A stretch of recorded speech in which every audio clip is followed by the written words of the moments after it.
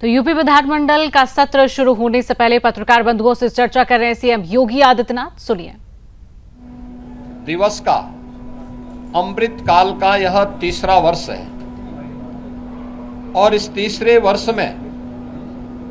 यद्यपि प्रधानमंत्री जी ने देश की स्वाधीनता दिवस के अवसर पर पूरे देशवासियों को विकसित भारत के साथ जुड़ने का आह्वान किया था। विकसित भारत,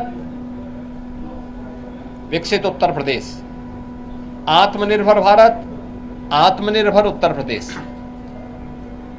विकसित उत्तर प्रदेश और आत्मनिर्भर उत्तर प्रदेश के लिए सरकार का और उत्तर प्रदेश वासियों का विजन क्या है? पहली बार देश के किसी सदन में इस मुद्दे पर चर्चा होगी और इसके लिए भी मैं सभी सम्मानित सदस्यों से कल दलीय नेताओं की बैठक में भी इस पे चर्चा हुई थी और दलीय नेताओं की बैठक में भी इस पर बहुत सारे मुद्दों को आगे बढ़ाने के बारे में एक सहमति बनी थी। 13 और 14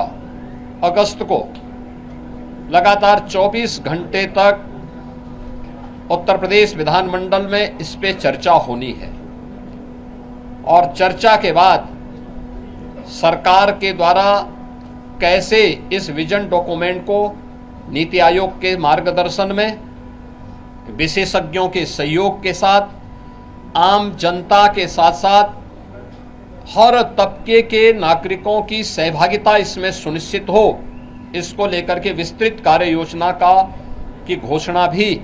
हम लोग सदन में करेंगे और उस कार्यक्रम को आगे बढ़ा करके आगामी 25 वर्ष की कार्य योजना को लेकर के सरकार अपने विजन को सदन के पटल पर रखेगी और उस कार्यक्रम को एक समय सीमा के अंदर तैयार करते हुए विकसित भारत, विकसित उत्तर प्रदेश के इस संकल्प को आगे बढ़ाने की चर्चा का केंद्र बिंदु हमारा सदन बनेगा। मेरी अपील होगी कि सरकार ने पिछले 8-8 वर्ष के अंदर प्रदेश के विकास को लेकर के, प्रदेश की अर्थव्यवस्था को लेकर के, प्रदेश के इंफ्रास्ट्रक्चर को लेकर के,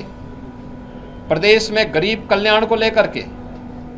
समाज के हर एक तबके को लेकर के, क्या गांव है, क्या गरीब है, क्या किसान है, क्या श्रमिक है, क्या युवा है, क्या महिलाएं हैं, क्या व्यापारी हैं, इन सब के उत्थान के लिए बेहतरीन प्रयास किए हैं और उसकी चर्चा देश के अंदर भी होती है। लेकिन उस सब के बावजूद हम स्वागत करेंगे उन सभी प्रस्तावों का जो सदन में चर्चा के लिए आएंगे, जनता से जुड़े हुए होंगे, उत्तर प्रदेश के विकास से जुड़े हुए होंगे, उत्तर प्रदेश के युवाओं से जुड़े होंगे। उन सभी मुद्दों पर चर्चा करने के लिए सरकार तैयार है। सरकार ने अपने कार्यक्रम का हिस्सा भी बनाया है कि इन सब पर जवाब सभी विभाग उसका उपलब्ध कराने के लिए तैयार होंगे, लेकिन एक सार्थक चर्चा हो, नकारात्मकता न आए, न्यूसेंस क्रिएट करके हम लोग जनता के जुड़े हुए मुद्दों पर समय को जाया न करने दें। ये मेरी अपील सभी अपने प्रतिपक्षी दलों से भी होगी कि वे इन सभी बातों को ध्यान में रख करके अगर सदन में इन मुद्दों पे चर्चा कराएंगे तो एक सार्थक चर्चा भी हो पाएगी, हम किसी निष्कर्ष पर पहुंच पाएंगे। लेकिन अगर वह अनावश्यक व्यवधान पैदा करके न्यूसेंस क्रिएट करेंगे तो जनता की अदालत में स्वयं ही प्रदेश की जनता जनार्दन उन्हें कटघरे में खड़ा करने का कार्य करेगी और सदन में इन मुद्दों पे चर्चा हो, वे चर्चा भी करें, अपने प्रश्न भी पूछें। मुद्दों पर आधारित किसी भी चर्चा का जवाब देने के लिए और उस बहस को सार्थक स्तर तक पहुंचाने के लिए सरकार का पूरा सहयोग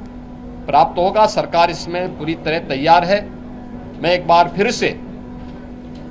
उत्तर प्रदेश विधानमंडल के सदन की कार्रवाई को प्रारंभ होने के अवसर पर प्रदेश भर से आए हुए सभी माननीय सदस्यों का हृदय से स्वागत करता हूं और मुझे विश्वास है कि स्वाधीनता दिवस के पूर्व